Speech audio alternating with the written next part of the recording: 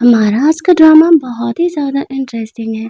कहानी के हर मोड़ पर एक अलग ही ट्विस्ट आ जाता है। कहानी के स्टार्टिंग में हम लोग ज़ैंग हुई को देखते हैं। तो इस कहानी की हीरोइन है, उसने जेन को ऐसे जंजीरों से बांध करके रखा हुआ था। जेन उसे कह रहा होता है, या तो तुम मुझे मार दो या तो मुझे यहाँ से जाने दो। ऐसे बांध करके रखोगी और मैं खुद से अलग हुआ ना तो तुम्हें सच में मार डालूंगा। जैंग हुई को समझ नहीं आ रहा था कि हो क्या रहा है और वो कहाँ है। वो इस सिचुएशन को देख कर के खुद को समझाने का कोशिश कर रही थी कि वो है कहाँ। तभी उसे होश आता है कि एक्चुअल में वो तो अपने ही लिखे नॉवल में है। रियल लाइफ में भी उसका सिचुएशन बहुत ही बुरा था और इस लाइफ में भी वो जो ट्रांसमिग्रेट होकर के आई है तो वो विलन में ही आई हुई है। पिछले 3 सालों से 4 सालों से वो जिन को ऐसे परेशान कर रही है। लिटरली उसे पैसों की ज़रूरत थी तो उसने उसे बाय कर लिया था और वो उसे ऐसे टॉर्चर करती रहती थी। आज वो जब रियल लाइफ में वापस आ चुकी है यानी नॉवेल वर्ल्ड में, तो वो सोचती है उसे कुछ तो करना ही पड़ेगा यहाँ से वापस निकलने के लिए। तभी उनका बटलर आता है और वो जेन पर गुस्सा करता है कि वो जैंग हुई को ऐसे परेशान नहीं कर सकता। जैंग हुई अपने बारे में पढ़ रही होती है, उसकी पास्ट बहुत ही बुरी थी। किस तरीके से उसे 3-4 बार पेरेंट ने अडॉप्ट किया, लेकिन कभी कोई बैंक करप्ट हो गया, कभी कोई मारा गया या फिर कभी किसी ने खुद ही उसे मोलेस्ट करने का कोशिश किया। एट द एंड वो अकेले रह जाती है और वो ज़ेन को इस तरीके से अपने साथ रख रही होती है। वही वो देखती है यांग को, जो कि कहने को तो उसकी हीरोइन थी और वो काफ़ी ज़्यादा सिंपल भी थी।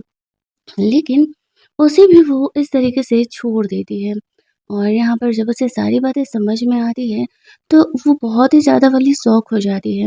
वो कुछ सोचते समझते हुए कोशिश कर रही थी कि वो यहाँ से निकल सके।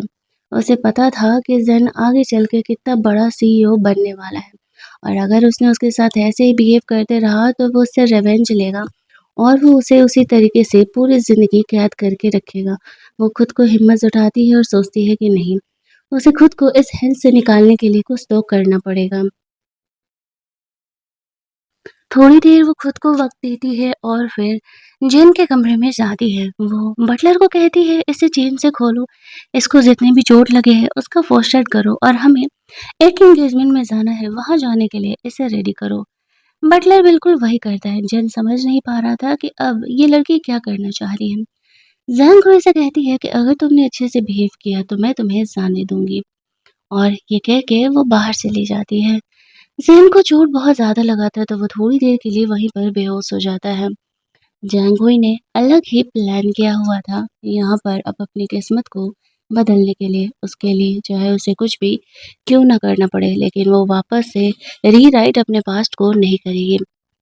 अगले दिन हम लोग देखते हैं जैंग हुई अपने डॉक्टर को चेक कराने के लिए जाती है। उसने एक साइकियाट्रिस्ट को बुक किया था अपनी प्रॉब्लम के लिए, लेकिन वो उस डॉक्टर पर भरोसा नहीं करती थी।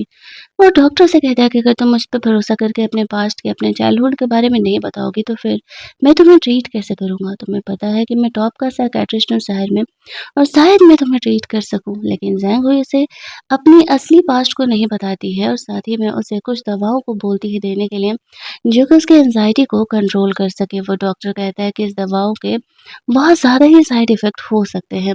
लेकिन जैंग हुई कहती है कि इस दवा का साइड इफ़ेक्ट नहीं होता, फ़िलहाल रिसेंट के लिए मुझे वो दवाएँ ही दे दो। तो डॉक्टर की मजबूरी होती है, वो ज़ैंग हुई को वो मेडिसिन प्रिस्क्राइब कर देता है।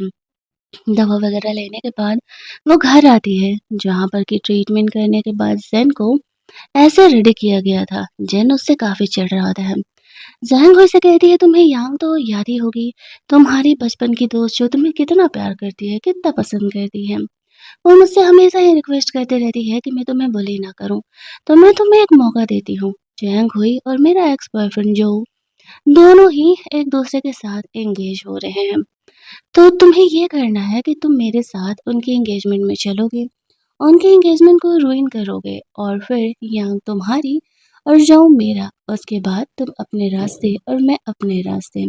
और अगर तुमने ये अच्छे से कर लिया तो फिर हम सक्सेसफुल हो जाएँगे और मैं तुम्हें कभी परेशान नहीं करूँगी। ज़ेन उसे कहता है, तुम अपनी बात से मुकरने तो नहीं वाली हो? जियांग हुई कहती है कि नहीं। फिर वो दोनों उस एंगेजमेंट के लिए निकलते हैं, जहाँ पर कि उन दोनों को देख कर के यांग और जो दोनों ही शॉक हो जाते हैं। जो जैंग हुई को साइड में लेकर के बात करता है और ज़ेन यांग के पीछे-पीछे जाता है उससे बात करने के लिए। यहाँ पर जो जैंग हुई से कह रहा होता है कि तुम अब यहाँ पर मेरी शादी बर्बाद करने के लिए आए हो। मैं तुमसे प्यार नहीं करता, मैंने ये बात तुम्हें कितने पहले ही बता दिया। फिर भी तुम इस तरीके से मेरी एंगेजमेंट क्यों खराब करने के लिए आए हुए हो? जैंग हुई कहती है कि अफ़सोस तुम थोड़े ओवर कॉन्फिडेंट हो। मैं तुम्हारी एंगेजमेंट खराब करने नहीं आई हूँ। ऐसा है ना कि ये पसंद तो मैं भी तुम्हें नहीं करती हूँ, लेकिन मैं अपना फ्यूचर सुधार रही हूँ।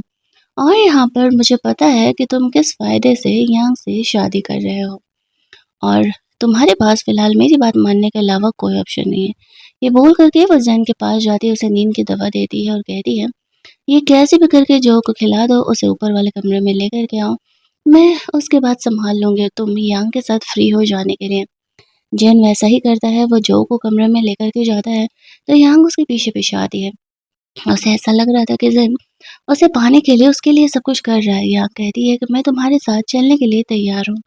जो को ऐसे हर्ट मत करो, वैसे भी हम दोनों सिर्फ बिज़नेस मैरिज कर रहे हैं। आज सुबह जोहो ने कहा कि जैंग हुई एक्चुअल में उसे 10 मिलियन दे रही है मुझसे शादी करने के लिए हमारी फ़िल्म कंपनी का कोऑपरेशन के बहाने। जैन समझ जाता है कि जो जैंग हुई है वो मेरा एक्चुअल में हेल्प नहीं कर रही है, वो खुद को जो उसे अलग करने के लिए ये सब कुछ कर रही है, लेकिन उसे जानना था कि आखिरकार क्यों?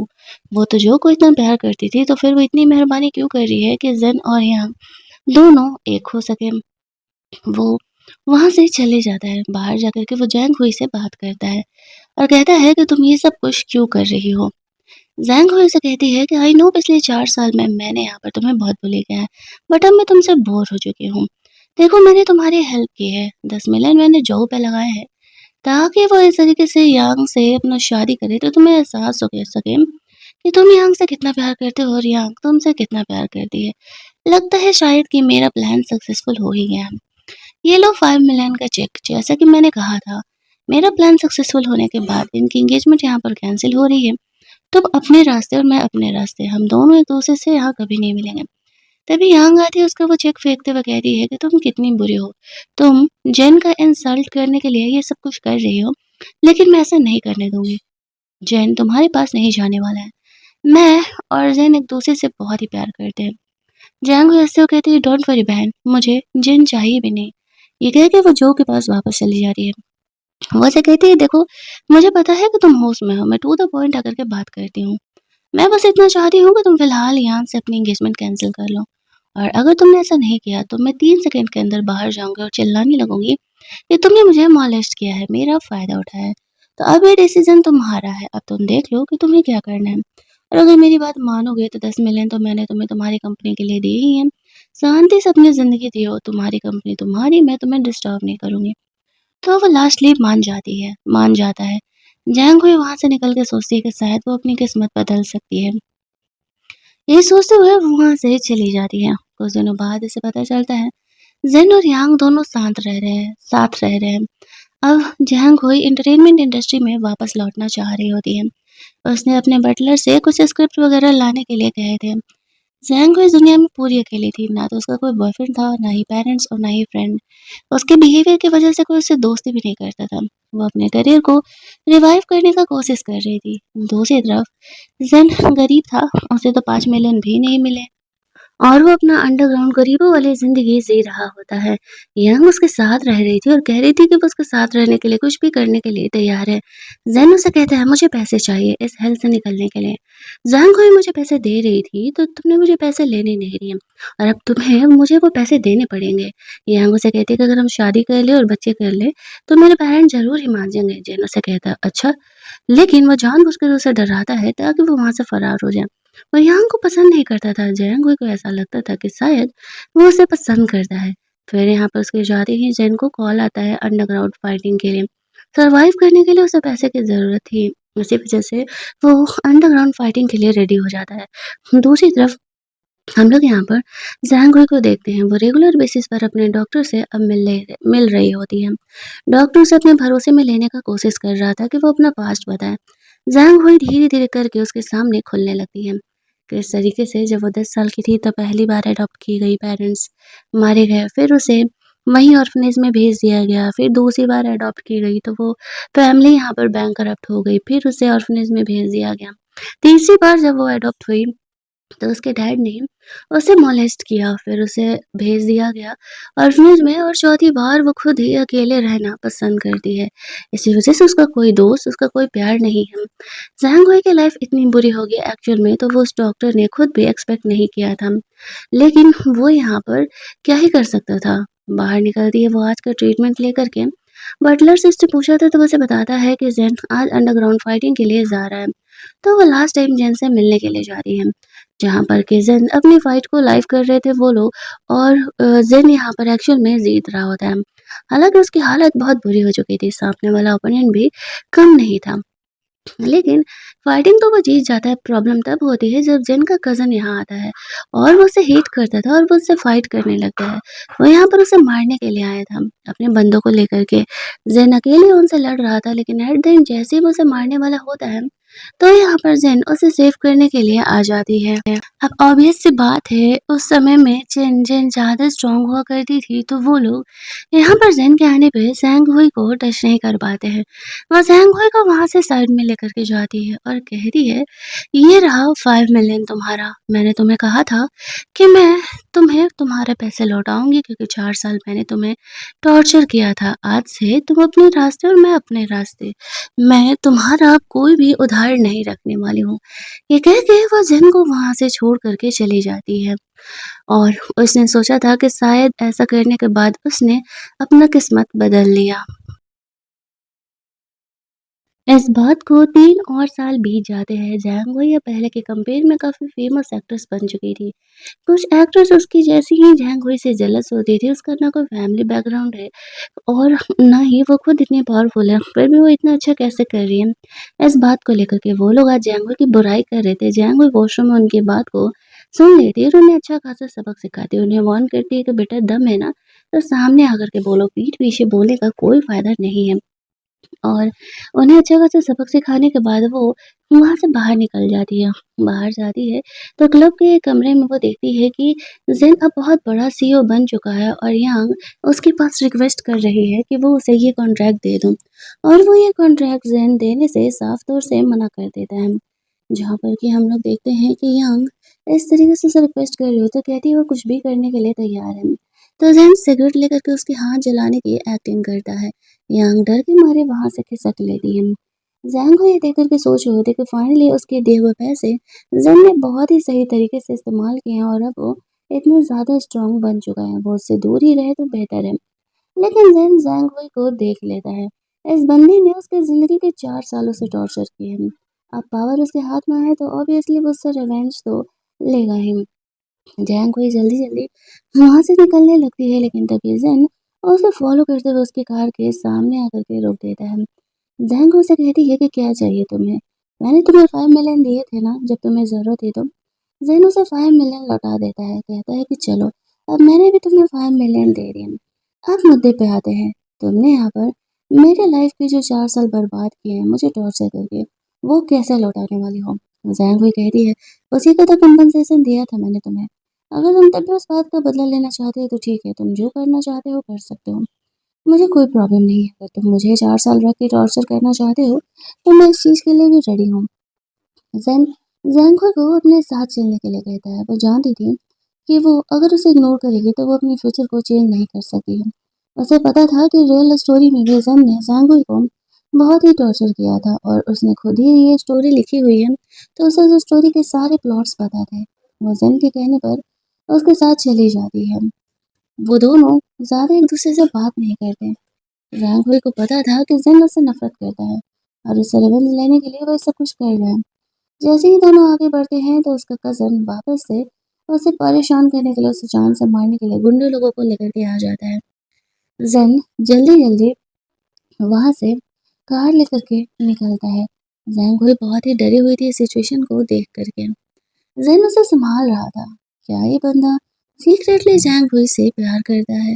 लेकिन उसके इस टॉर्चर बिहेव की वजह से वो उसे हेट में कन्वर्ट कर चुका है। वो हमें आगे पता चलेगा। तो कज़न बहुत सारे गुंडे लेकर के ज़ेन को फॉलो कर रहा होता है। वो दोनों एक प्लेस पर जाते हैं और वो ज़ैंग को एक जगह छुपने के लिए बोलता है, जहाँ पर कि वो वैसा ही करती है और यहाँ पर ज़ेन उनसे लड़ रहा होता है। उसका सेक्रेटरी तब तक उसकी हेल्प के लिए आ रहा था। उनकी पिटाई-विटाई लगाने के बाद इसमें ज़ेन वापस से जीत जाता है, तब तक उसका सेक्रेटरी गार्ड्स को लेकर के आ जाता है। वो लोग उसके कज़न को पकड़ लेते हैं। सैंडविच भी अंदर से बाहर निकलती है। उसे देखते ही यहाँ पर उसका कज़न उसे कहता है कि मुझे ना तुम्हें पहले ही मार देना चाहिए था। 3 साल पहले भी तुमने ज़ेन को बचाया। अगर मैंने उसी समय तुम दोनों को मार दिया होता, तो ये सिचुएशन ही ना आती। अब जैंगो सोच रही थी कि इसका कज़न मेरा दुश्मन कैसे हो गया है। जैंगो ही वहाँ से खिसकने का कोशिश कर रही थी, लेकिन ज़ेन उसे रोकते हुए कहता है कि तुम मुझसे छुड़ा करके कहाँ ही जाने वाली हो? अभी तुमसे रिवेंज लेना तो बाकी ही है। वो अपने कज़न को अपने गार्ड्स को वहाँ से लेकर के जाने के लिए कहता है, तो उसका कज़न नाइफ लेकर के ज़ेन पर अटैक करने के लिए आता है, लेकिन ज़ैंग हुई बीच में आ जाती है और नाइफ उसे लग जाता है। वो वहीं पर बेहोश होने लगती है। बेहोश होने से पहले वो ज़ैंग हुई से कहती है, मैंने तुम्हारी ज़िंदगी बचाई, अब हम दोनों बराबरी पर हैं। मेरा तुम्हारा कोई एहसान मुझ पर नहीं है। इस बात को ख़त्म करते हैं यहीं पर। ये कह के वो वहीं पर बेहोश हो जाती है और ज़ेन ऐसा दिखा रहा था जैसे कि उसे इस बात से कोई फ़र्क नहीं पड़ रहा है कि ज़ैंग हुई इंज़र्ड हुई या कुछ भी। 3 दिनों बाद यहाँ पर ज़ैंग हुई को होश आता है। उसका सेक्रेटरी और उसका फ्रेंड ज़ेन को बताता है कि ज़ैंग हुई को होश तो आ गया है। तो ज़ेन कहता है, तो मैं क्या करूँ? ये मुझे क्यों बता रहे हो? 3 दिनों से वो खुद ही परेशान था कि ज़ैंग हुई को कब होश आने वाला है। और यहाँ पर ऐसे भाव खा रहा होता है। फिर वो उसे बताता है उसका सेक्रेटरी कि एक्चुअल में शायद वो थोड़ी-सी फूल हो गई है। तो वो उसे फ़ॉलो करते हुए ज़्यादा हॉस्पिटल में देखने के लिए, जहाँ पर कि उसके लास्ट एडॉप्टिव पेरेंट उसे लेने के लिए आए हुए थे, तो वो उन्हें पहचान ही नहीं रही थी। वो जाकर के ज़ेन को देखती है तो हग कर लेती है और कहती है कि तुमने मुझे अडॉप्ट किया है। वो उसे अपना एडॉप्टिव ब्रदर समझ रही होती है। उसे अमनेसिया हो गया था ऐसे चोट-वोट लगने की वजह से। डॉक्टर्स उसे समझाते हैं कि एक्चुअल में इसे प्रॉब्लम हो गया है और हमें यहाँ पर थोड़ा-सा उसे ट्रीटमेंट तो करना पड़ेगा। तुम्हें उसे साथ रखना होगा क्योंकि सिर्फ़ वही तुम्हें पहचान रही है। उसके पेरेंट को यहाँ पर ज़ेन भेज देता है। ज़ैंग हुई को तो वैसे वो अपने साथ नहीं रखना चाह रहा था, लेकिन अब वो इस तरीके से बदल गई और सोचता है कि अब इससे रिवेंज लेने में मज़ा आने वाला है। इसी वजह से वो उसकी काफ़ी रिक्वेस्ट करने पर उसे अपने साथ रखने के लिए तैयार हो जाता है और कहता है, भूलना मत, ये तुमने कहा था मुझे अपने साथ रखने के लिए। इधर डॉक्टर्स उसे बताते हैं कि हमें यहाँ पर उसका ख़्याल रखना पड़ेगा। वो जो है कुछ ज़्यादा ही मेंटली अनस्टेबल हो चुकी है और अगर इसे ज़्यादा ही हमने टेंशन दिया तो फिर पंगे ही हो जाएँगे। तो इस तरीके से जेन मान जाता है और सोचता है कि चलो ठीक है, आगे देखते हैं इन बातों का क्या रिज़ल्ट निकलने वाला है। ज़हंग होई को वो कहता है उसके पेरेंट के जाने के बाद कि ठीक है, मैं तुम्हें अपने साथ रखने के लिए तैयार हूँ, लेकिन मैं फ्री फोकट में किसी का हेल्प नहीं करता और मैं कोई तुम्हारा एडॉप्टिव ब्रदर नहीं हूँ। ज़ैंग से कहती है कि प्लीज़ मुझे अपने साथ रख लो, मैं तुम्हारा कोई भी काम करूँगी। ज़ैंग से कहता है ठीक है, मुझे घर पर एक मेड की ज़रूरत है। तुम घर पर मेड बन के रहने वाली हो, मेरे सारे काम करोगी। ज़ैंग हुई तैयार हो जाती है। ज़ैंग का माइंड अब वही 16 ईयर पे पहुँच चुका था, जहाँ पर कि उसके थर्ड पेरेंट ने उसे अडॉप्ट किया था।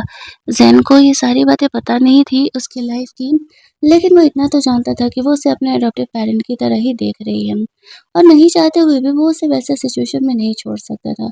शायद कहीं न कहीं वो उसके लिए डिफरेंट फ़ील रखता था या फिर ये जो डिफरेंट फ़ील है, वो हेट का फ़ील है। वो ज़ैंग को घर लेकर के जाता है। वो पूरे घर को देख रही होती है। घर काफ़ी खूबसूरत था। वहाँ पर उसका फ्रेंड बटलर से उसे इंट्रोड्यूस कराता है। बटलर ज़ैंग को उसके कमरे में लेकर के जाता है। ज़ैंग यहाँ पर वो कहता है कि एक्चुअल में यहाँ अभी तुम्हारे सर पर चोट लगा हुआ है और तुम यहाँ पर आराम से सो जाओ और जब तुम ठीक होगी तो फिर यहाँ पर मैं तुम्हारा हेल्प करूँगा घर के सारे काम समझाने में। अगले दिन ज़ैंग काफ़ी पार्टी से टायर्ड होकर के घर लौटता है। वो काफ़ी ड्रंक था। ज़ैंग घर के काम कर रही होती है, उसे ऐसे परेशान देखते हुए वो उसे यहाँ पर ये करती है, हैंगओवर सूप ले जा कर के देती है। लेकिन वो उसे पीता नहीं है, वो स्मोक कर रहा होता है और ज़ैंगो को वो हैंगओवर सूप पीने के लिए बोलता है, क्योंकि उसे डर था कि वो एक्टिंग कर रही है अमनेसिक होने का और वो उसे हर्ट करने के लिए इसमें कुछ मिला के दे सकती है। ज़ैंगो से कहती है कि ड्रंक तो तुम हो तो फिर हैंगओवर सूप मैं क्यों पीऊँ? वो नहीं समझ पा रही थी कि ज़ैन यहाँ पर डाउट कर रहा है कि उसने उसमें कुछ मिला कर के दिया होगा। जब वो स्मोक कर रहा होता है, तो ज़ैंग उसे कहती है कि स्मोक करना हेल्थ के लिए अच्छा नहीं होता। ज़ेन याद करता है कि उसने पिछले 3 सालों में ज़ैंग हुई की वीडियोज़ को स्मोक करता हुआ देख कर के स्मोक करना सीखा है जैसे कि वो स्मोक करती थी, और आज वो उसे ज्ञान दे रही है कि स्मोक करना हेल्थ के लिए ठीक नहीं होता। तब जाकर उसे कहीं न कहीं ट्रस्ट हो रहा होता है कि ज़ैंग हुई, ये असली वाली ज़ैंग हुई तो हो ही नहीं सकती है। वो उसे कहता है, तुम घर की मेड हो, मुझसे दूर ही रहना, और मैं कोई तुम्हारा अडॉप्टिव ब्रदर नहीं हूँ जो तुम मेरे साथ बिहेव कर रही हो ऐसा। ज़ैंग हुई को डर था कि ज़ेन उसे छोड़ कर के चले जाएगा, उसे घर से निकाल देगा, जैसे कि पिछले 2 पैरेंट ने उसे निकाला था। ज़ेन अपने बॉडी के मार्क दिखाते हुए उसे कहता है, ये तुमने मुझे दिए हैं। आई नो तुम्हें याद नहीं है, बट तुमने जो टॉर्चर दिया है मैं इस चीज़ को भूल नहीं सकती हूँ। ज़ैंग हुई उसके शरीर पर लगे चोट को देख के काफ़ी घबराने लगती है और उससे रिक्वेस्ट करने लगती है, मुझे कुछ भी नहीं याद है कि मैंने तुम्हें ऐसे कब हर्ट किया, लेकिन प्लीज़ मुझे माफ़ कर दो, मैं अब तुम्हें हर्ट नहीं करने वाली। ज़ैंग हुई को खुद याद नहीं था और उसे सिर्फ़ इसी बात का डर था कि अगर ज़ेन उसे घर से निकाल देगा तो वो क्या करेगी? वो ज़ैंग हुई को छोड़ कर के अपने कमरे में चले जाता है। ज़ैंग हुई को समझ नहीं आ रहा था कि वो ज़ेन को कैसे मनाए। वो वापस से उसके लिए हैंगओवर सूप बना कर के लेकर के जाती है। उसके कमरे के बाहर चुपचाप रख देती है। ज़ैन यहाँ पर आ रहा था तो वो जाके नीचे छुप जाती है और छुप के देखने लगती है। ज़ैन समझ जाता है कि वो ऐसा कर रही है तो वो वापस से सूप नहीं पीता है। अगली सुबह वो कंपनी निकल रहा होता है, ज़ैंग हुई ने उसके लिए ब्रेकफ़ास्ट बनाया था। वो ब्रेकफ़ास्ट बिना खाए ही जा रहा होता है। वो उससे बात करने के लिए जाती है। ज़ैन उसे कहता है, मुझे प्रॉब्लम ब्रेकफ़ास्ट से नहीं है, मुझे प्रॉब्लम तुमसे है। जितनी जल्दी हो इस बात को समझ जाओ तो बेहतर है। बटलर से पूछती है कि ज़ैन आज बिना ब्रेकफ़ास्ट किए क्यों जा रहा है? बटलर उसे बताता है कि आज उसके मॉम डैड का डेथ एनिवर्सरी है, इसी वजह से वो वहीं पर जा रहा है। तो जैंगो सोचती है आज तो एक्चुअल में सैड दिन है, वो ज़ैन को अकेले कैसे छोड़ सकती है? ज़ैन उसका अडॉप्टेड ब्रदर है, उसे इमोशनल सपोर्ट तो उसे देना ही चाहिए। तो वो उसे कहता है कि कहती है कि मैं जा रही हूँ उसके पास। बटलर सोच रहा होता है कि ज़ैंगो कितना बदल गई है, इस सीज़न में भी धीरे-धीरे शायद बदलाव आ सकते हैं। जैंग हुई ज़ेन को फ़ॉलो करते-करते जाती है जहाँ पर कि वो पेड़ के नीचे जा कर के अपने अ, पेरेंट्स के लिए पूजा कर रहा होता है। वहाँ पर एक और हेल्पर थी, उससे वो पूछती है कि ये सिमेट्री जाने के बजाय यहाँ क्या कर रहा है? वो उसे बताती है, जब इसके मॉम-डैड मरे थे तो इतना गरीब था कि इसके पास सिमेट्री तक खरीदने के लिए पैसे नहीं थे। इसी वजह से इसने यहाँ पर इस तरीके से उन्हें दफ़ना दिया था और अब ये पेड़ भी सूख रहा है। वो सैड था तो उसे देख कर के वो उसका हेल्प करने का कोशिश कर रही होती है। ज़ैंग यहाँ पर ज़ेन का हेल्प कर रही होती है उनके लिए कुछ पेपर्स बर्न करने में। वो देखती है कि ज़ेन यहाँ पर इतना सैड है क्योंकि उसके मॉम डैड वाला जो ट्री है वो ड्राई हो रहा है, तो उसे खुश करने के लिए वो वहाँ पर फायर वर्क का अरेंजमेंट करवाती है। वो इसे देख कर के थोड़ा-सा खुश ज़रूर होता है, लेकिन तभी हँसने लगता है जब फायर वर्क जिससे ज़ैंगुई ने हेल्प माँगा था, ये सब कुछ सेटअप करवाया था, वो पैसे लेने के लिए आ जाता है। अब ज़ैंगुई के पास एक्चुअल में पैसे थे नहीं, तो वो ज़ेन से ही पैसे माँग रही होती है। वो कह रही होती, तुम्हें अच्छा लगेगा कि तुम्हारी अडॉप्टेड सिस्टर ये $20 के लिए जेल जाए, नहीं ना तो तुम इसे पेमेंट कर दो। अगली मॉर्निंग जब वो लोग घर लौटते हैं तो यहाँ पर ज़ेन उससे पूछ रहा होता है कि तुम ये सब कुछ क्यों कर रहे हो? झैंगुई कहती है कि एक्चुअल में मैं वापस से स्कूल जाना चाहती हूँ, अपनी स्टडी को आगे कंटिन्यू करना चाहती हूँ, इसी वजह से मैं तुम्हें मनाने का कोशिश कर रही थी। ज़ेन हंसने लगता है और कहता है, तुम अब 16 ईयर की नहीं हो, 24 ईयर की हो, कितना पढ़ोगी? इस बात पर झैंगुई कह रही थी कि नहीं नहीं, मुझे तो आगे कंप्लीट करना ही ये चीज़ें। वो लोग घर जाते हैं। ज़ेन ने यहाँ पर झैंगुई के बारे में पता लगाया था। उस लास्ट रात जब जिन और जैंगवे मिले थे, यांग और जोई से अपना रिश्ता तोड़वाने के बाद उसके बाद वो जो से कभी नहीं मिले। इनफैक्ट कंपनी के मैटर में कई बार मिलना भी होता था तो वो उन्हें इग्नोर कर देती थी, जिससे जिन समझ जाता है कि जैंग और जैनवे के बीच में एक्चुअल में कोई रिलेशन रहा नहीं है। वो जैनवे को और जानना चाहता था कि आखिरकार उन 3 सालों में उसने क्या किया। इधर रात में जब जैंगवे सो रही होती तो वो बुरे सपने देखती थी, किस तरीके से उसके अडॉप्टिव पेरेंट उसे बुली किया करते थे, उससे घर के सारे काम करवाया करते थे, और इतना ही नहीं, अब तो वो लोग उसे सेल करने का भी प्लान कर रहे होते हैं। तो उसकी नींद खुल जाती है और वो जैन के कमरे में चली जाती है। जैन उसे कहता है कि वो यहाँ क्या कर रही है। जैन को उसे कहती है कि वो बहुत ही घबरा गई है बुरा सपना देख करके, और वो जैन के साथ सिर्फ कोने में चुपचाप से पड़े रहना चाहती है। वो बिल्कुल भी आवाज़ नहीं करेगी, बिल्कुल भी हल्ला नहीं करेगी क्योंकि उसे अपने कमरे में नींद नहीं आ रहा। अब जैन ऐसा करना नहीं चाहता था, लेकिन ज़रा वो जिद पकड़ कर के रखी हुई थी कि तुम मेरा भरोसा करो, मैं बिल्कुल भी आवाज़ नहीं करूँगी, तुम्हें तो पता भी नहीं चलेगा। तो फिर वो मान जाता है। अगली मॉर्निंग उसके फ्रेंड का उसे कॉल आता है और वो उसके बारे में और भी बहुत कुछ जान रहा होता है, जो कि वो जेन को बता रहा था। अब जेन को धीरे-धीरे जैंगो के बारे में पता चलता है, जैसे कि उसने 3 सालों तक एक डॉक्टर से भी ट्रीटमेंट लिया था, तो अब वो उस डॉक्टर के भी बारे में पता लगाने के लिए बोलता है, क्योंकि उसे ऐसा लगता है शायद उस डॉक्टर के थ्रू जैंगो के पास्ट के बारे में उसे कुछ इन्फॉर्मेशन मिल सके। जब वो सो रही होती है तो फिर वो देखने के लिए जाता है, जहाँ पर कि उसने जैंगो के हाथ पे दाँत काटा था वो निशान अब तक उसके पास थे, तभी जैंगो की नींद खुल जाती है। और यहाँ पर इस तरीके से वो काफ़ी घबरा जाती है और पूछने लगती है, क्या हुआ, मैंने तुम्हारा नींद डिस्टर्ब किया क्या? मैं खर्राटे ले रही थी क्या? वो कहता है, नहीं ऐसा कुछ भी नहीं है।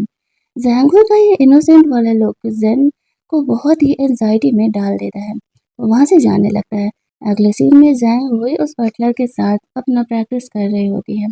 उसके पास और वो उन्हीं के दिए हुए ढीले-ढाले कपड़े पहन कर के प्रैक्टिस कर रही होती है।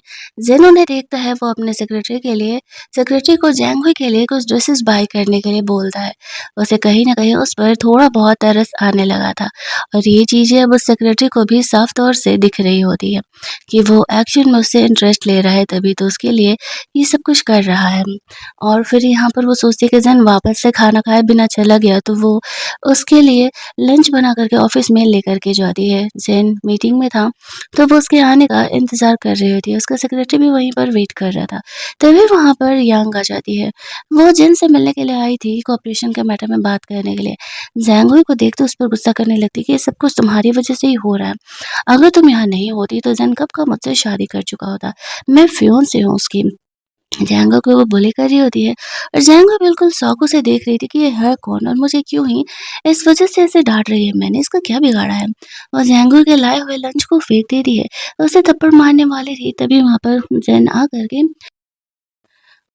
करके उसे सेव कर लेता है। हालाँकि ज़ैंगो को कुछ चीज़ें उस समय याद ज़रूर आती है, लेकिन उसे समझ नहीं आता है कि क्या ये इसकी पास्ट मेमोरी थी? क्या ये सच में इतनी बुरी थी?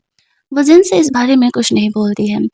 जैन यहाँ पर पूछता है कि वो यहाँ क्या कर रही थी, तो जैंगो उसे कहती है कि एक्चुअल में वो उसके लिए लंच लेकर के आई हुई थी।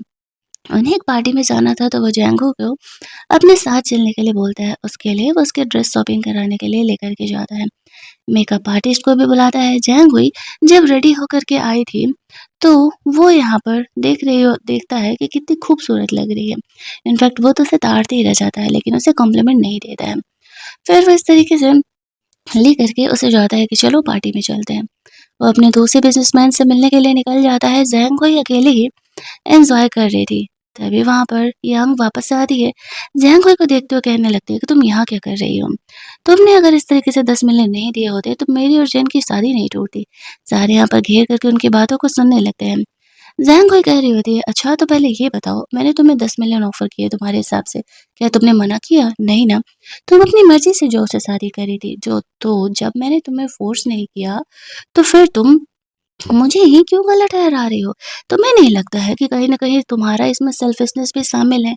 आई हो मुझे ब्लेम करने के लिए, खुद के अंदर झाँक लो कि क्या तुम एक्चुअल में जिन से प्यार करती हो या फिर अब तुम्हें उसके सिर्फ़ पैसे चाहिए? ये कह के वो वहाँ से जाने लगती है, तभी यांग गुस्सा में आकर के ज़ैंग हुई को धक्का दे देती है। शीशे के ग्लास से टकरा करके ज़ैंग हुई नीचे गिरती है और उसके हाथ में चोट लग जाता है। उसका सेक्रेटरी को ये बात पता चलता है, वो जेन को बताता है। जेन ये बात सुनते ही जल्दी-जल्दी यहाँ पर आता है ज़ैंग हुई को देखने के लिए। ज़ैंग हुई ऐसे नीचे गिरी हुई थी और वो उसे जाकर के सँभालता है। यांग उसे कह रही होती है कि ये झूठ बोल रही है, मैंने उसे कोई फ़िल्म नहीं की, ये खुद ही गिरी है। लेकिन वो जैंग हुई का केयर करते हुए यांग पर गुस्सा करते हुए कहता है, पहली बात तो ये है कि तुम सब जगह ये कहना बंद करो कि तुम मेरी फियांसे हो। मेरा तुमसे कोई रिलेशन नहीं है, ना था और ना है और ना होगा। और जैंग हुई मेरी बंदी है। खबरदार जो तुमने इसे परेशान करने का कोशिश किया तो। ज़ेन ने पहली बार पब्लिक में इस तरीके से जैंग हुई को सपोर्ट किया था। उसे ये चीज़ काफ़ी अच्छा लगता है, लेकिन उसके मन में ज़ेन के लिए कोई फीलिंग नहीं थी। वो उसे अपनी फैमिली की तरह ही ट्रीट कर रही थी, जिसने कि उसे अडॉप्ट किया था और जैंग हुई को वहाँ से लेकर के जाता है। ये देख कर के यान को इतना जेलसी होने लगता है कि बस पूछो ही मत। वो जो वहाँ का मैनेजमेंट करने वाला था, वो ज़ेन को गेस्ट रूम में पहले रेस्ट करने के लिए बोलता है, डॉक्टर थोड़ी ही देर में आता होगा। तो वो जैंग को वहाँ पे लेकर के जाता है। थोड़ी देर में वहाँ पर डॉक्टर आता है, वो जैंग के हाथों का ट्रीटमेंट कर रहा था। लेकिन जब पट्टी बाँधने की बारी आती है तो जिन उसे कहता है कि लाओ मैं इससे पट्टी बाँध देता हूँ। और वो राउंड एंड राउंड करके ऐसे पट्टी बाँधता है कि ज़ैंगो का तो पूरा हाथ ही ऐसे बंध जाता है। ज़ैंगो बहुत ही ऑकवर्ड फ़ील कर रही थी, लेकिन वो ज़ेन को मना नहीं कर सकती थी। ये सीन बहुत ही फ़नी लग रहा होता है। तभी उस पार्टी मैनेजमेंट करने वाले लड़के की आदमी की वाइफ यहाँ पर आ रही है, जो कि ज़ैंगो की फैन थी। जब से ज़ैंगो ने पहला ड्रामा किया था, तभी से वो ज़ैंगो को चेंज करने ले जाने के बहाने उससे बात करने के लिए जाती है। वो कहती है कि एक्चुअल में मैं भी ऐसी ही एक एंटरटेनमेंट की कंपनी चलाती हूँ और मैं चाहती हूँ कि तुम मेरे रोमांटिक स्क्रिप्ट्स पर काम करो। ज़ैंगो को वो स्क्रिप्ट्स ऑफर कर रही होती है और कहती है कि प्लीज़ कम से कम इनमें से किसी एक स्क्रिप्ट पर काम करो। जैंगो कहती है मुझे कोई प्रॉब्लम नहीं है, लेकिन एक्चुअल में सब कुछ मेरा अडॉप्टिव ब्रदर सँभालता है और जब तक वो हाँ नहीं कहता, तो मैं ये बात के लिए हाँ नहीं कह सकती। वो कहती है डोंट वरी मैं ना जिन को मना लूँगी, तुम बस इनमें से कोई एक स्क्रिप्ट चूज़ कर लेना काम के लिए। तो जैंगो भी हाँ कह देती है। फिर जब वो लोग लौटे तो जिन उससे पूछा है कि वो लेडी तुमसे क्या बात कर रही थी? जैंगो कहती है कि वो मुझे वापस से अपनी किसी स्क्रिप्ट पर काम करने के लिए बोल रहे थे और मैंने हाँ कह दिया, क्योंकि तुम मुझे स्कूल जाने नहीं देते, मैं घर पर बैठे-बैठे बोर होती हूँ, तो मैंने सोचा कि बेहतर होगा कि मैं काम ही कर लूँ, तुम पर बोझ बने रहने से भी अच्छा है। जैन को सिर्फ प्रॉब्लम इस चीज़ से थी कि वो रोमांटिक स्क्रिप्ट पर काम कर रही है। जिन ने यहाँ पर जैंग हुई को एक फ़ोन गिफ्ट किया था। जब वो फ्रेशन अप होकर के आता है तो देखता है कि उसका फ्रेंड रिक्वेस्ट आया हुआ है, तो वो उसे एक्सेप्ट कर लेता है। फिर वो जैंग हुई को देखने के लिए जाता है तो नीचे वो अपना स्क्रिप्ट रीडिंग कर रही होती है। वो एक रोमांटिक ड्रामा था तो ऑब्वियस सी बात है, उसमें किसिंग सीन तो होने ही वाला है। ये देख कर के जिन उस पर थोड़ा-सा गुस्सा करने लगता है। इस बात पर जैंग हुई कहती है कि आप मुझ पर क्यों गुस्सा कर रहे हो? मेरे अडॉप्टेड ब्रदर, ये रोमांटिक बुक है तो ऑब्वियस सी बात है कि यहाँ पर किसिंग सीन तो होंगे, लेकिन ज़ैन यहाँ पर गुस्सा करके वहाँ से चले जाता है। अगली मॉर्निंग हम लोग देखते हैं कि जैंग हुई से वो डॉक्टर मिलने के लिए आता है। उसके हाथ का ट्रीटमेंट करने के बहाने वही डॉक्टर जो कि उसे ट्रीट कर रहा था पिछले 3 सालों तक। जैंग हुई इसे पहचानती नहीं है। ट्रीट करने के बहाने वो उसे हिप्नोटाइज़ करके चीज़ों को याद दिलाने का कोशिश करता है। जैंग हुई को कुछ बातें याद आ भी रही होती है। लेकिन तब तक हम लोग देखते हैं कि यहाँ पर ज़ेन आ जाता है। वो ऐसे नहीं चाहता था कि एक्चुअल में यहाँ पर उसके साथ कुछ बुरा हो और उसे पता भी नहीं था कि एक्चुअल में वो लड़का उसके साथ क्या कर रहा है। इसी वजह से वो उसे ट्रीटमेंट करने से रोक देता है, उसके गार्ड्स उसे पकड़ लेते हैं। ज़ैन को ही अपनी अब भी हिप्नोटाइज़ थी तो वो थोड़ा परेशान था। वो दूसरे डॉक्टर को बुलाता है यहाँ पर। दूसरा डॉक्टर यहाँ पर आता है, ज़ैंग हुई को चेक करके बताता है कि एक्चुअल में वो ठीक है। वो बस थोड़ी देर के लिए हिप्नोटाइज़ हो गई थी। उसने उस डॉक्टर को पकड़ कर के रखा हुआ था। जब यहाँ पर जैंगोई को होश आता है तो वो थोड़ा-सा डरने लगती है और कहती है कि एक्चुअल में मैं अपनी मर्ज़ी से तुम्हारे कमरे में नहीं आई हूँ, शायद तुम ही लेकर के आए हो, देखो मुझ पे गुस्सा मत करना। जैंगोई वापस से उसी फ़ॉर्म में थी और वो बदली नहीं थी। डॉक्टर कहता है कि ये बिल्कुल ठीक है। ज़ेन उसे कहता है कि तुम हो कौन आखिरकार यार? क्योंकि वो जैंगोई को बहुत ही अच्छे तरीके से जानता था, वो बिल्कुल ऐसी नहीं थी। अब वो जानना चाह रहा था कि उस डॉक्टर और जैंगोई के बीच में क्या रिलेशन है। और जैंगो से कुछ बातें पूछ होता है जिस वजह से दोनों के बीच कुछ रोमांटिक मोमेंट क्रिएट होते हैं और एक सडन किस हो जाता है। जैंगो भी काफ़ी ऑकवर्ड हो जाती है, बट वो कह रही थी कि कोई बात नहीं, मैं उसे एक प्रैक्टिस किस समझ लूँगी। रोमांटिक ड्रामा में तो मुझे ऐसे ही कुछ किसी सीन देने होंगे ना।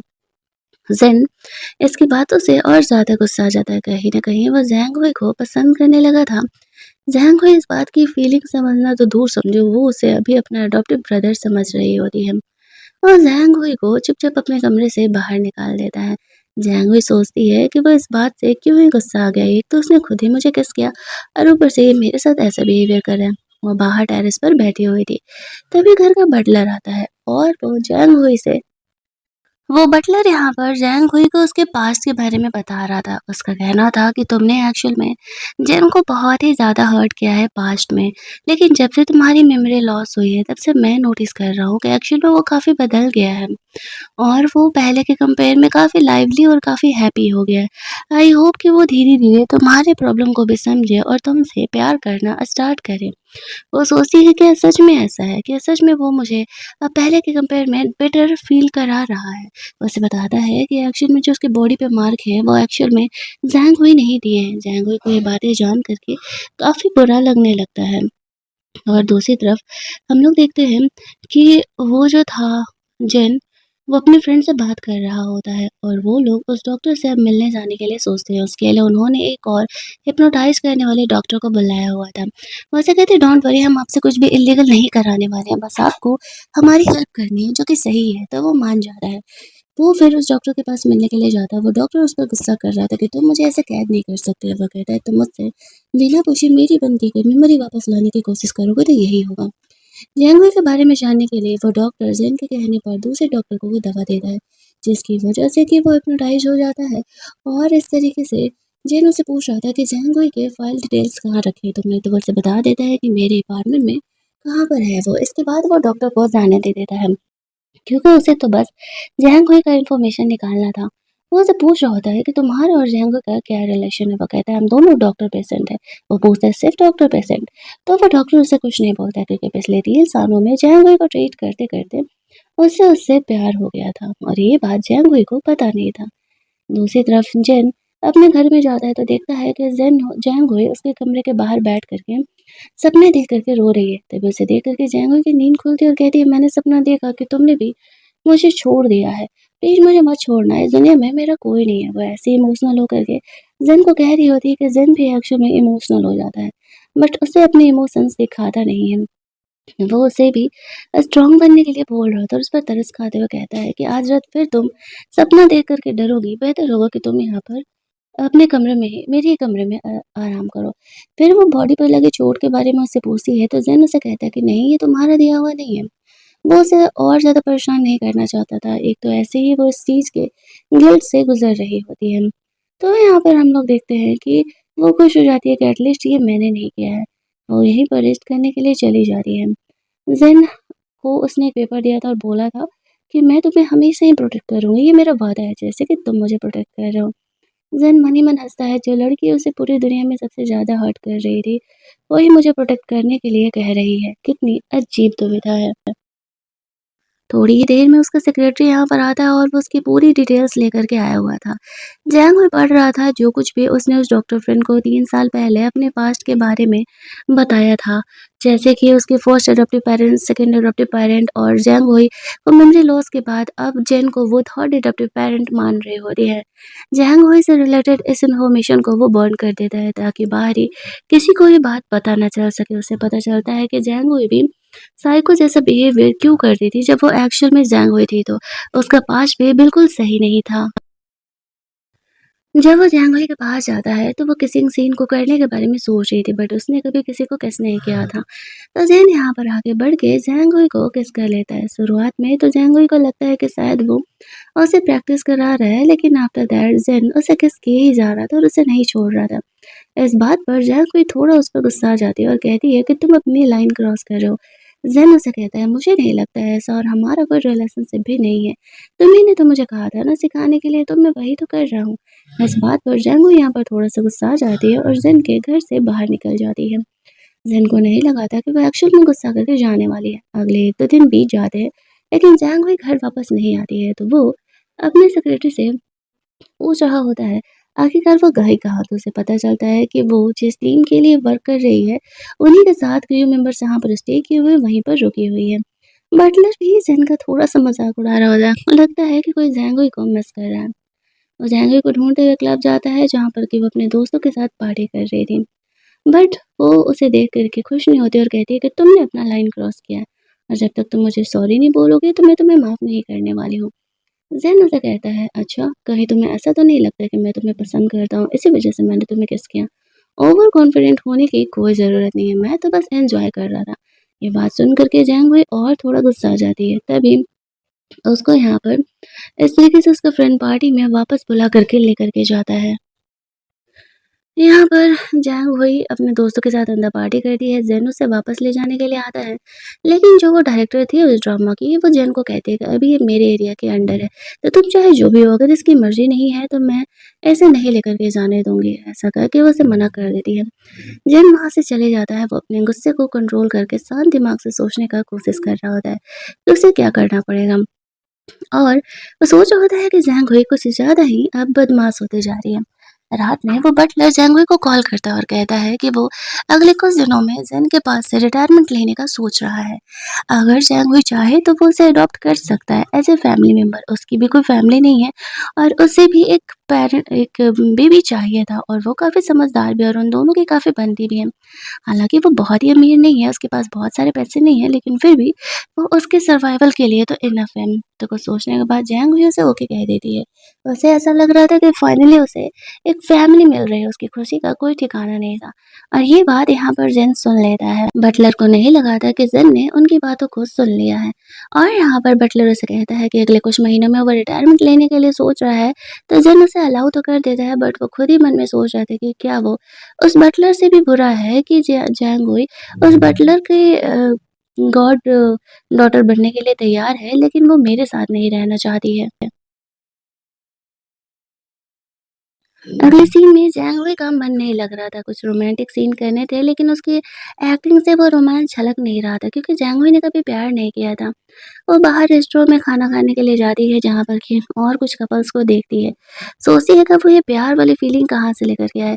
तभी वहाँ पर पहले जब जैंगो एक अच्छी एक्ट्रेस हुआ करती थी तो वहाँ पर वो लड़कियाँ उससे जेलस फील करती थी ना, तो वो लोग यहाँ पर आती है और वो जैंगो से बदला लेने के लिए उसे वेटर को वही लव डोज दे करके उसे वो ड्रिंक पिलाने के लिए बोलती है, ताकि यहाँ पे वो उससे रिवेंज ले सके। वो वेटर वैसा ही करता है। जैंगो को वो ड्रिंक वो ऑफर करने के लिए जाता है।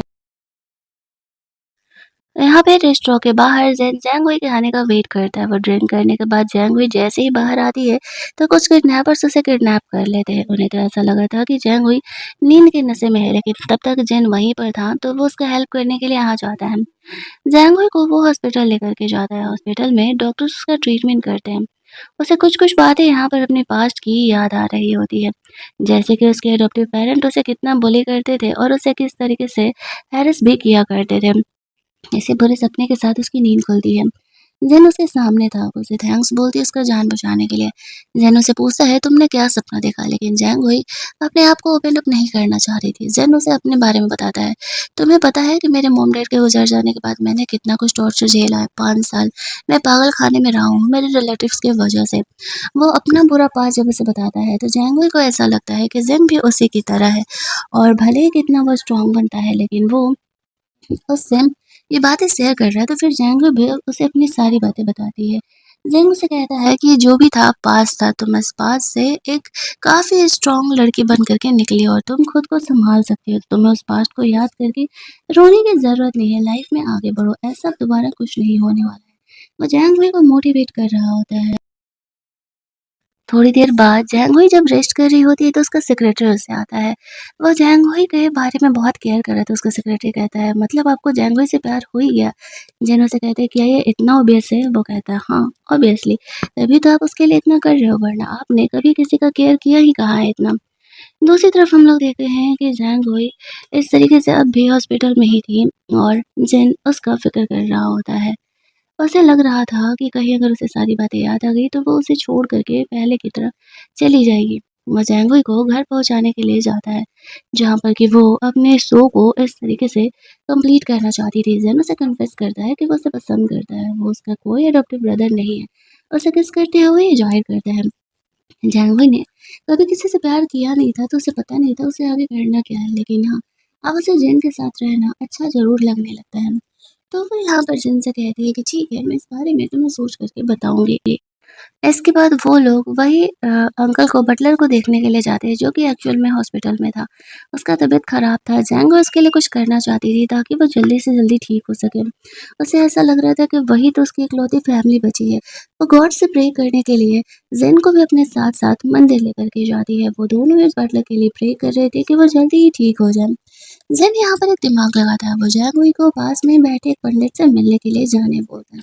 उसने उस पंडित से चीज़ें सेट करा करके रखी हुई थी। वो पंडित जब जैंगो से मिलता है तो कहता है कि तुम्हारे अंकल की लास्ट विश शायद ये है कि तुम जिन से शादी कर लो और अगर तुम ऐसा करोगी तो वो जल्दी ही ठीक हो जाएंगे। तुम ऐसा करने के बाद जाकर के उन्हें बताना। वो जिन से ये बातें शेयर करती है। जिन शुरुआत में भाव खा रहा होता है कि नहीं नहीं वो ऐसा कुछ भी नहीं करने वाला है। अभी-अभी तो वो उसके रिलेशनशिप को रिजेक्ट करके पोस्टपोन करके गई हुई थी। जानवी से कहती कि डोंट वरी अंकल, जैसे ही ठीक होगा हम दोनों डाइवोर्स ले लेंगे, अलग हो जाएँगे और फिर मैं तुम्हें परेशान नहीं करने वाली हूँ। तब ज़ेन यहाँ पर उसकी बातों को मानने की एक्टिंग करता है और कहता है ठीक है फिर। वो उसे अपने साथ लाया हुआ रिंग पहना देता है। जानवी कन्फ्यूज़ कि अभी तो वो शादी के लिए मना कर रहा था। तभी उसके पास रिंग कहाँ से आया? क्या वो चीज़ों को पहले से प्रिपेयर करके रखा हुआ था? और फिर वो दोनों जाकर के शादी का सर्टिफिकेट ले लेते हैं। जानवी तो सिर्फ इस बात से खुश थी कि कम से कम अंकल इस वक्त के बाद ठीक हो जाएंगे। वो उसे छोड़ करके जैसे ही लौट रहा होता है तो याक उससे मिलती है। जैंगुई को वो कहती है कि तुम अब भी जेन के साथ हो, तुम्हें शर्म नहीं है? मैं फियोंसे हो उसके, तुम उसके पीछे पड़े हुए। जैंगुई से कहती है अच्छा अगर तुम उसकी फियोंसे होती तो इतने टाइम से वो तुमसे शादी क्यों नहीं करता? और तुम मुझे बात बात पर ब्लेम करना बंद करो, वो तुम में इंटरेस्टेड नहीं है, ये तो कोई भी बता देगा। तुम बेवजह उसके पैसे के लिए उसके पीछे पड़ी हुई हो। जब वो गरीब था, जब वो बॉक्सर था, तब तो तुम उसके साथ नहीं रुकी, क्यों? तो अपने डैड से पैसे लेकर के उसका हेल्प नहीं कर सकती थी? ये ऐसे बोल रही होती है और गुस्से में आकर के यान जांघवी को रोड पर धक्का देती है, जिसका कि उससे बहुत ही गंदा वाला एक्सीडेंट हो जाता है। एंड आज की बड़ी दुनिया के हिसाब से जिसमें से 100 में से 99 लोग बुरे ही हैं, सारे उसे देख के ही लोग करके जा रहे थे या तो फिर वीडियोस बना रहे होते हैं। उनमें से एक कोई बंदा था जो कि उसे हॉस्पिटल पहुंचाता है। सर पर चोट लगने की वजह से जैंगोई को सब कुछ याद आ जाता है, ये भी कि वो एक नॉवल वर्ल्ड में है। अब वो सोच रही होती है कि अब जेल उसे ऐसे फँसा चुका है, उसे वहाँ से निकल जाने में भला ही है। वो यहाँ पर अपने हाथ में पहना हुआ रिंग देखती है तो जल्दी उसे खोलती है और वहाँ से निकल जाती है। डॉक्टर उसे रोक रहा होता है कि अरे रुक जाओ, तुम्हारी तबीयत ठीक नहीं है, तुम्हें यहाँ पे ट्रीटमेंट की ज़रूरत है। लेकिन वो कहाँ ही किसी का बात सुनने वाली थी। वो ये सोचते हुए यहाँ से निकल जाती है कि नहीं, नहीं, अब वो यहाँ पर जैन के साथ कोई भी एंटरटेनमेंट नहीं करके रख सकती है। उसे बीच में क्या हुआ वो तो याद नहीं था कि वो कैसी फुद्दू हरकतें करती थी। इधर जैन को तो जैंगो के एक्सीडेंट के बारे में कुछ भी नहीं पता था। वो उसे गुड न्यूज़ देने के लिए हॉस्पिटल आया हुआ था कि एक्चुअल में जिस अंकल के लिए उसने शादी किया है, उसे होश आ गया है। तो जाकर के मिलता है अंकल से और अंकल को बताता है, अंकल आप हम दोनों को अलग करना चाहते थे, उसे गॉड डॉटर बना करके अपने गाँव लेके जाना चाहते थे, बट अफ़सोस अब हम उससे शादी कर चुके हैं और वो भी आप ही की वज़ह से। आपकी तबीयत ख़राब थी ना, इसी वज़ह से। वो बटलर जेन पर गुस्सा कर रहा होता है कि तुमने उसके इमोशंस का फ़ायदा उठाया, ये गलत बात है। इस बात पे जेन उसे कहता है कि और मैं जिससे प्यार करता हूँ उसका क्या? वो मेरे लिए बनी हुई है, मैं उसके साथ कुछ गलत नहीं कर रहा। वो बटलर उसे रोक रहा होता है, वो कहता है बेहतर होगा कि आप शांति से यहाँ बैठ करके ठीक होने का कोशिश करो। जयंकर को मैं ढूँढ करके आपके पास लेकर के आऊँगा और आप ये बातें कुछ भी नहीं बताने वाले हैं। वो उसे डरा-धमका करके वहीं रुकने के लिए कहता है, लेकिन बाहर निकलता है, तो नर्स लोगों को आपस में बात करते हुए सुनता है। जैंग थोड़ी फेमस थी ना, तो वो लोग वही बात कर रहे थे कि जैंग एक्ट्रेस का एक्सीडेंट हुआ है। ये सुनते ही जेन काफ़ी परेशान हो जाता है और पूछने लगता है कि वो कहाँ एडमिट है। तो वो लोग बताते हैं कि वो इस कमरे में एडमिट है, तो वो जेन को ढूँढते हुए उस कमरे में जाता है। लेकिन वहाँ पर उसे जैंग तो नहीं मिलती है। डॉक्टर उसे बताता है कि वो हॉस्पिटल से डिस्चार्ज लेकर के जा चुकी है। वहाँ पर रखा रिंग देख कर के वो समझ जाता है कि जैंग को सारी मेमोरी याद आ चुकी है। इसी वजह से अब वो उसे पहले की तरह पीछे छुड़ाने के लिए उसका ये रिंग खोल करके वहाँ से चली गई है। वो अपने सेक्रेटरी को पता लगाने के लिए बोलता है कि पता लगाओ जैंग हुई है किधर। अब उसका सेक्रेटरी जान गया था कि जैंग जो धीरे-धीरे नॉर्मल हो रहा था, अब वो वापस से उसी गुस्से वाले मोड में आ रहा होता है। वो जैंग हुई को बहुत ही कॉल्स करता है लेकिन उसके सारे रिंग ब्लॉक हो रहे थे क्योंकि जैंग हुई ने यहाँ से निकलते ही सबसे पहले ज़ेन को ब्लॉक मारा था। अब वो सोच रहा होता है कि आखिरकार जैंग हुई जा कहाँ सकती है। वो बटलर को इतना ज़्यादा मानती है, वो बटलर से मिलने के लिए ज़रूर आएगी, तो एक बॉडीगार्ड वो यहाँ पर बटलर के पास भी लगा देता है। बटलर इन बातों को सुन लेता है कि जैंग हुई की मेमोरी वापस आ गई और कहीं न कहीं वो खुश भी हो जाता है क्योंकि उसे इस बात से प्रॉब्लम था कि ज़ेन ने उसे एक्चुअल में झूठ बोल कर के जैंग हुई से शादी किया है, उसका फ़ायदा उठा कर के, और वो बस वही नहीं चाह रहा था। अगर वो लिटरली उससे शादी करता रियल में, तो फिर भला उसे क्या ही प्रॉब्लम था। वो रियली जैंगो को अपनी पोती मानने लगा था उसके साथ रहते-रहते। इधर हम लोग जैंगोई को देखते हैं, उससे मिलने के लिए वो डॉक्टर आता है। डॉक्टर उसे कहता है कि फाइनली तुम्हें तुम्हारी मेमोरी मिल ही गई। जैंग उसे कहती है कि एक्चुअल में थैंक्स इन 3 सालों में मेरा ख़्याल रखने के लिए, मेरा ट्रीटमेंट करने के लिए। मैं ये नहीं कह रही कि तुम कैपेबल नहीं हो, तुम ठीक नहीं कर पा रहे हो, बट गलती मेरी ही है। शायद मैं अपने पास्ट को लेट गो नहीं करना चाहती। वो डॉक्टर फिर मुझसे कहता है, मुझे तुम्हारी ड्यूअल पर्सनैलिटी के बारे में पता है। जैंग उस पर गुस्सा करने लगती है कि तुम मेरे पर्सनल चीज़ों को कैसे इन्वेस्टिगेट कर सकते हो। वो अभी उसे कन्फेस करने ही वाला था कि वो उसे पसंद करता है कि तभी वहाँ पर ज़ेन आ जाता है। जैंग उसे देख कर के घबराने लगती है। वो उसे कहता है मेरी न्यूली वेडेड वाइफ मुझे छोड़ कर के कहाँ जा रही है? जैंग जानती थी कि आज नहीं तो कल जेन उसे ढूँढते हुए ज़रूर ही आएगा, लेकिन वो इतनी जल्दी आ जाएगा ये बात उसे नहीं पता था। ज़ेन उसे कहता है कि तुमने मुझे मज़ाक समझ कर के रखा है। जब तुम्हारी मेमोरी लॉस हुई थी तब तुम मेरे पीछे पड़ी थी मुझे अपने पास रखने के लिए। और अब जब तुम्हें तुम्हारी मेमोरी मिल गई है तो फिर अब तुम मुझसे अलग हो रही हो। ऐसा तो नहीं होता है ना? तुम मेरी वाइफ़ हो और वो भी लीगल वाइफ़ हो, तो तुम्हें मेरे साथ ही रहना पड़ेगा।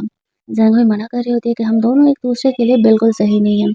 ये बात तुम बहुत ही अच्छे तरीके से जानते हो, लेकिन फिर भी तुम इस चीज़ को खींच रहे हो। जैन उसे कहता है कि एक्चुअल में मैं तुम्हें पसंद करता हूँ और अब जब तुम मेरी लीगल वाइफ बन चुकी हो, तो तुम मुझे छोड़ कर के कहीं नहीं जाने वाली। इस बात पर जैन उसे कहती है कि तुम मुझे कोई पसंद नहीं करते, तुम एक्चुअल में सिर्फ मुझसे रिवेंज लेने के लिए आए हुए हो क्योंकि मैंने तुम्हारे लाइफ के 4 साल बर्बाद किए हैं इसी वजह से। जैन उसे कहता है ठीक है, तो तुम सिर्फ मुझे अपनी ज़िंदगी के 1 महीने दे दो। अगर उन 1 महीनों में तुम मुझसे मेरे पास वापस नहीं आए लौट कर के अपनी मर्ज़ी से, तो फिर मैं तुम्हें कभी परेशान नहीं करूँगा और अगर उस महीने में तुम मेरे पास आ गई, तो फिर तुम मुझे छोड़ कर के कहीं नहीं जा सकती। जैंग हुई उसकी बात को मान जाती है, क्योंकि उसके पास उसके अलावा कोई ऑप्शन नहीं था और उसे इस बात का बेट लगाना ही पड़ता है। उसने तो सोचा था सिर्फ़ 1 महीने की बात है, 1 महीने में सारी चीज़ें ठीक हो जाएँगी। ऐसा क्या ही हो सकता है उस 1 महीने में कि ज़ेन यहाँ पर कुछ ऐसा करे कि ज़ैंग हुई उसके पास वापस लौट जाए, बट उसे पता नहीं था कि ज़ेन के पास कितने तरीके हैं ज़ैंग हुई को अपने पास बुलाने का, बट वो बस इतना चाहता था कि वो अपनी मर्ज़ी से उसके पास आए।